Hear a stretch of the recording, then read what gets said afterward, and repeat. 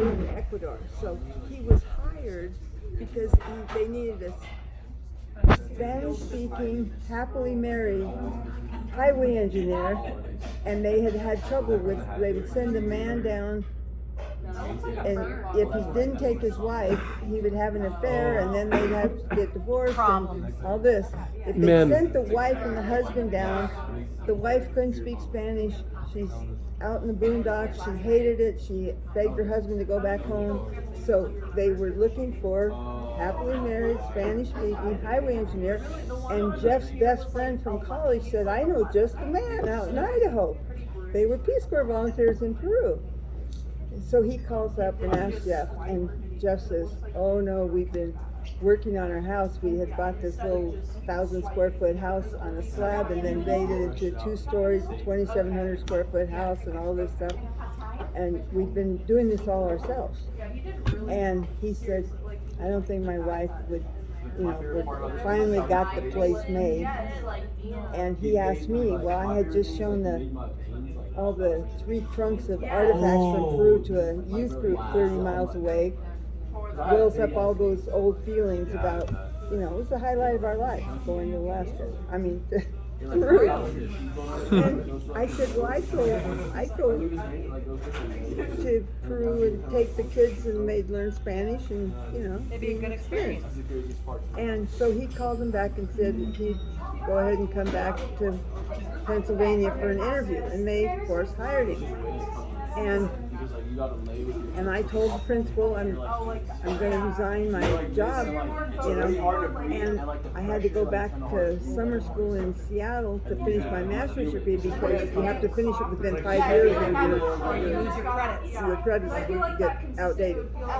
And so the principal said, well, don't resign yet because what if the job falls through, And he said, then you wouldn't be able to get your job back, but if you don't resign, you can resign right before school starts and I'll have to hire somebody else. So I said, great. Well, the job did fall through because the Peruvian government said you have to build it in 9 months using all local labor. And Michael Baker Engineers said we can either build it in 9 months or we can use local labor, but you can't do both. And so Michael Baker said, but we still want you to work for us. We have something in Jackson, Mississippi, or the Alaska Pipeline. And Jeff said no to Jackson, Mississippi, and do the Alaska Pipeline. And so he had to go to Houston and start designing the pipeline. I was still teaching. And he expected me to write a letter every day. This was before cell phones and all that. And John and Rick were still preschoolers. We had to have a carpenter finish up the stuff that we hadn't quite done. I didn't have time to write a letter every day. And teach and raise kindergartners and be in the weather. And so I had to quit my job at Christmas and go down to Houston. Get down there. And first thing I hear is there's no housing in Fairbanks for the workers. And I also hear that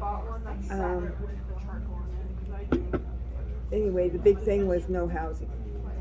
And they're going to ship all of our stuff up there. And so I go to Spokane and I buy a Winnebago. And but I told the guy, I'm going to solve this. We've got to have a place to live. Not realizing it's 75 below zero in Fairbanks, and you don't really live in a Winnebago too well. But I told the man, freezing. I told him I have to get permission from my husband, so it's not a done deal until I can call my husband and find out. And I wrote him a check, thank you very much.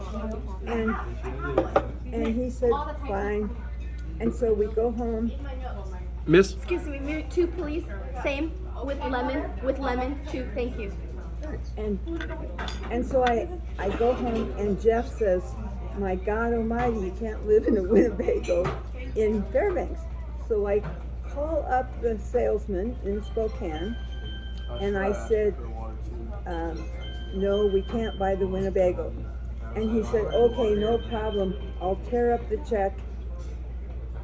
No problem.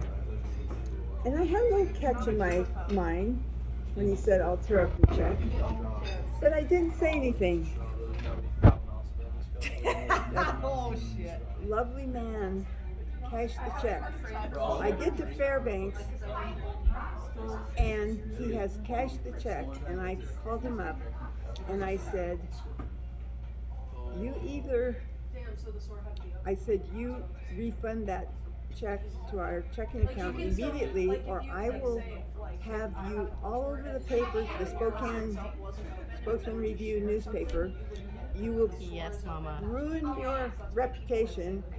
I said, you promised that you would tear up the check, and I should have said, and mail it to me. I didn't. But anyway, that's the story of the Winnebago. It So what didn't ended up happen- happening to the man? Oh, no, he did refund the money. Okay. Wow. The second part was, or my dad goes down there, you know, like, Yeah, or Moose No. goes down there and has some lunch. No, but he was Makes in him harvest Houston. boots. Yes. He was in Houston. So, anyway, and here, you know, he made me quit my job to come down there, and then he heard that one of our friends called, who was, what do you call it? Appraiser. Appraiser. Yeah. And he gets a job in Anchorage, Alaska, with the Bureau of Indian Affairs, I think. Well, Cool. I don't know, anyway, he worked for the Bureau of Indian Affairs. Both Jeff and he worked for the Bureau of Indian Affairs in Cooley Dam. But he said he was going to Alaska, so he was putting his house on the market, and he told us of another guy that was selling his house. Yep. And so Jeff panicked and insisted that I go back to Cooley Dam to get our house finished. We hadn't, the sheetrock, Jeff had gotten all the sheetrock in, but it hadn't been plastered and painted. So my sister and I, who had never plastered anything, You and your sister did it? yeah, we had to plaster the stuff. And I made Jeff go to Spokane and choose all the carpet colors because I have no confidence about anything artistic, any colors, design. I'm just not creative at all. I'm very creative in teaching. Like, anyway, I do a Probably lot of creative in creative. plastering too. but so I hired professional carpet layers to come in and lay the carpet. Yep. They knocked a hole in the wall. You know, they have carpet stretchers, Yep. and they go like this and knock a hole in our new painted wall. And I didn't have brains enough Thank you to very much. make their insurance pay for it. It's a mess, but anyway. No, I did a lot of stupid things, but anyway, we made it to Alaska, and we did have a house, a log house with a string in it that you pulled out, but it had nothing to do with the Winnebago. But the last day we were there, you know, we had sold the house with I guess a month before they could take possession of it or something. Maybe 2 weeks anyway. The last day, you know, I cleaned everything and I had a carpet shampooer to shampoo the carpets. And all of a sudden, well, it's still light out, because in Fairbanks in the summer, Yep, it's light all the time.